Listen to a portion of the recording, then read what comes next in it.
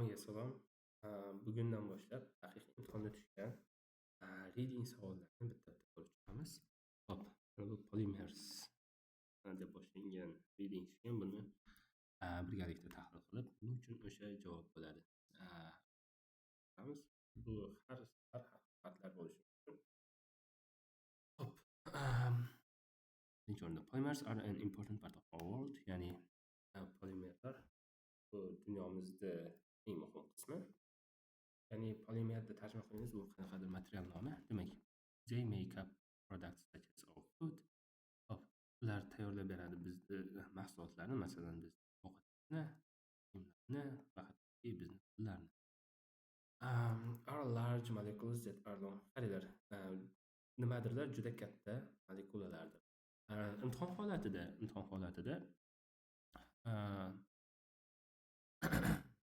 javoblar o'zidan oldingi matndan keladi. Ya'ni birinchi savolni javobi odatda juda ko'p mana bu joyda keladi. Hop, endi buni bilib oldik. Endi juda kamdan kam holatlarda o'zim imtihonga kirgan bo'lsam, hammasi mana shunaqa holatda kelgan va kamdan kam holatda o'zidan kelgan. Mana buni javobi keyingi gapdan kelgan holati bor. Librarian degan matn edi. So'z qo'yilishi kerak edi. Onacha degan. Hop, mayli. Nimalar juda katta molekulalardir. Bizga qaranglar. Mana bu o'shanga qarab bizga ot kerak. O'zidan oldingi otlarni belgilab olamiz va ko'plikdagi ot kerak. Bo'lgandan keyin mana polymers bo'ladi. Polymers tagiga chizamiz. Keyin esa products. Yana ko'plikda clauses bor. Mana shu otlardan bittasi bo'lishi. Endi kiyimlar molekulalar deb bo'lmaydi. Kiyimlarni molekulalardir. Ko'p anaqa bir-biriga ulangan zanjirlar. Takroran produkt mahsulotlar ham polimerlar, bular molekulalardir deb ketsa bo'lar ekan. Hop. Polymers. Hop, birinchi javob mana shu bo'lar ekan. Polymers. Endi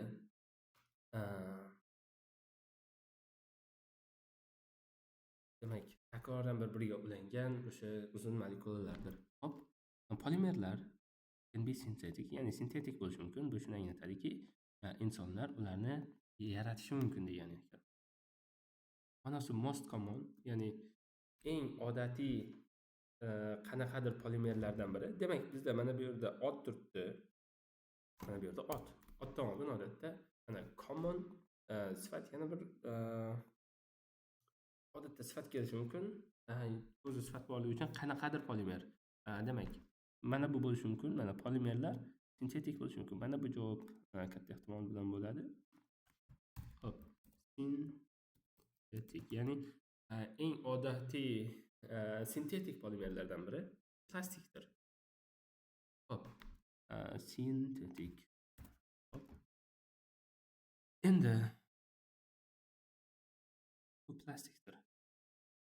Is so common, nimadir juda ham odatiy holatki, ya'ni juda ko'p uchraydiganki, chunki it is strong, kuchli va har qanday foydali nimadir and it can be made into, ya'ni turli xil turdagi foydali nimadirlarga yasalishi mumkin. Masalan, kar mashina qismlaridan sut idishlarigacha. Hop, mayli. Nima shunchalik odatiy holat? Hop, qaranglar. Mana bu yerda eng odatiy narsa bu plastikdir, to'g'rimi? O'sha plastik. Chunki qaranglar, is turibdi, birlikdagi ot kerak. Birlikdagi ot esa o'sha plastik bu sanalmaydigan birlikdagi ot. Undan oldin yana birlikdagi otlar keldimi? Qaranglar, keldi. Mana food bo'lishi mumkin. Va money bo'lishi mumkin, lekin bu odatiy narsa deb aytib bo'lmaydi-da bu yerda. Birlikdagi otlar bor, lekin bizga eng ma'qul tushadigani mana bu yerda o'zidan bitta oldingi gapda aytyapti. Eng odatiy narsa bu plastiklardir deyapti. Hop, plastik. Bu material nomi sifatida, material, ya'ni moddiy ot sifatida sanalmaydigan ot hisoblanadi. Plastik ko'rishlari mumkin. Unda boshqacha holatda keladi. Hop, shunchalik oddiy, chunki u turli xil foydali nimalarga nimalar yasaladi desak bo'ladi. Qaranglar, foydali bu yerda yo sanalmaydigan ot bo'lishi mumkin. Mana usefuldan keyin qanaqa mana birlikni ko'rsatuvchi qaranglar. Useful bo'lsa birlikdagi bo'lardi. Agar bo'lmadimi, yo ko'plikda bo'ladi yoki sanalmaydigan ot bo'ladi. Xo'p, endi qaranglar. Mashina qismlari yoki sut idishlari bu hammasi umumiy qilib product desak bo'ladi menimcha. Mana bu yerdagi, ya'ni boya aytgandek yo ko'plikdagi yo sanalmaydigan ot kerak bo'ladi. Mahsulotlar deb aytsa bo'lsa kerak menimcha. Hammasini mashina qismlaridan to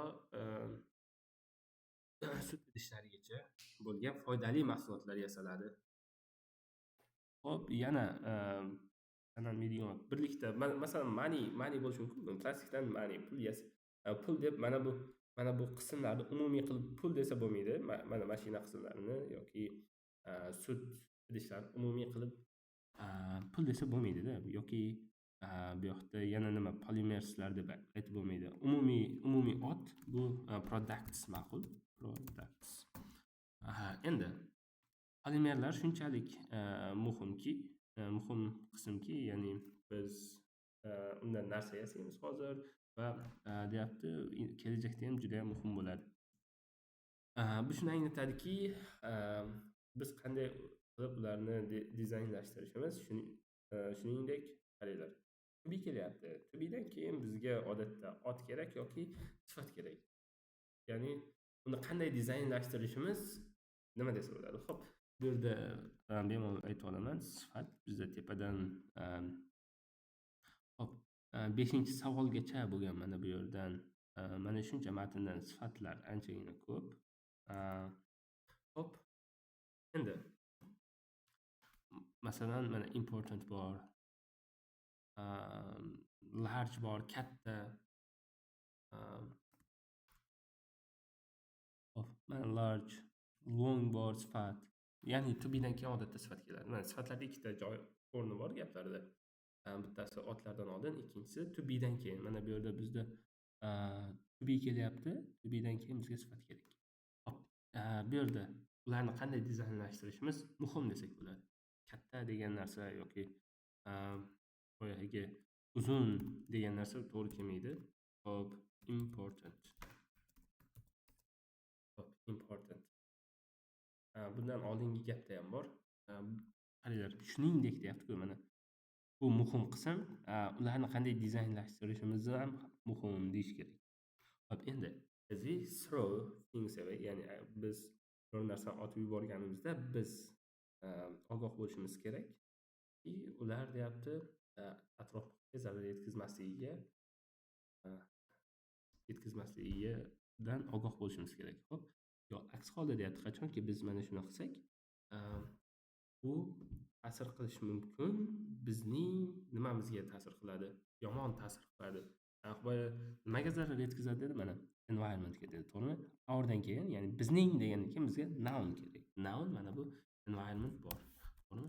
Endi mana shu bizga javob bo'la oladi. Environment.